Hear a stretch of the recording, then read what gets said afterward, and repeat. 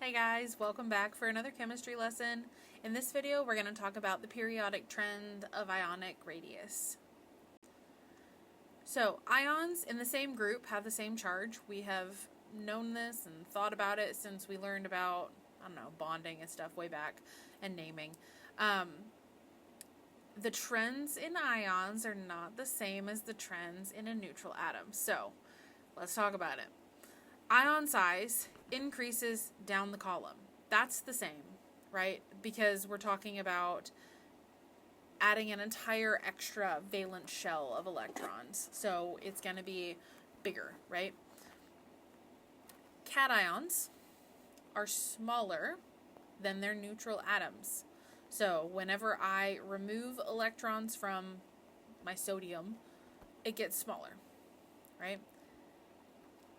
Anions are larger than their neutral atoms. So when I add an electron to a chlorine, for example, it gets bigger, right?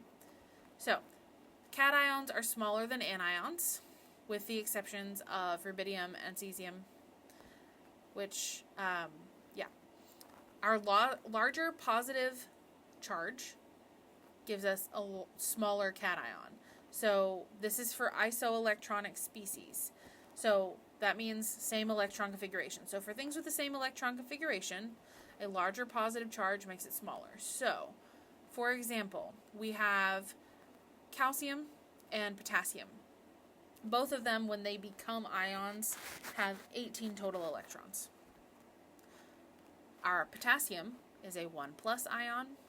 Our calcium is a 2+ ion. Bigger charge, smaller cation. So calcium is going to be smaller than potassium, even though they have the same number of electrons. All right? Likewise, a larger negative charge gives us a larger anion for isoelectronic species. So if I'm thinking about fluorine and oxygen, both of those have 10 electrons when they become ions.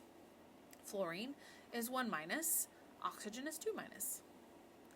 Larger negative charge, oxygen, larger anion.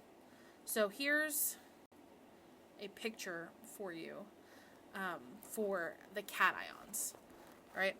So here we can see lithium is big, lithium ion is much smaller. Sodium is big, sodium ion is much smaller, etc. And you can see here that our ions, and it's harder, it's not super easy to see, but you can also see that with these burgundy ions, right, if I go from lithium with a 1+ charge to beryllium with a 2+ charge, that's a much smaller circle, right? Likewise, rubidium and strontium, much smaller, right? Calcium to gallium, much smaller, okay? The reason for this is because when we remove electrons from an atom to make a cation, our valence electrons are being removed. And what that does is, it actually removes an entire principal energy level. So because we are removing our outermost energy level, it's like taking a layer off the outside of an onion. Right? Oh, we don't need that one anymore. Now the onion's smaller. So this results in our cation becoming smaller than our atom.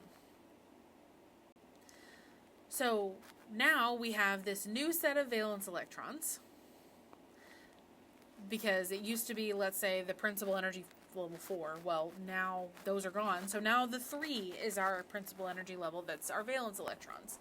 So these new valence electrons, they are newly valence, also experience a larger effective nuclear charge than the old valence electrons, because now they have fewer electrons in between them and the nucleus. And so we have a larger effective nuclear charge, which causes it to shrink even more. Remember, when our charges are bigger, they attract each other closer in. So, going down a group increases our principal energy level, which causes our cations to get larger. And then going right across a period increases the effective nuclear charge for isoelectronic cations, causing the cations to get smaller. For our anionic radius, you can see here in these pictures, Our neutral atom is in gray, and then we get bigger as we have our anion here. It's significantly bigger, right? The reason for this is because when we form our anions, we are adding electrons to the valence shell. What that means is our new valence electrons that we have added are experiencing a smaller effective nuclear charge than the old valence electrons, which increases the size. So the result is that our anion is larger than the atom. So again, to summarize, as we go down the group, we are increasing principal energy levels, so our anions get bigger. And then as we go from left to right across a period, what we're doing is decreasing the effective nuclear charge for the isoelectronic anions, causing the anions to get bigger. So top to bottom, get bigger. Left to right, get bigger.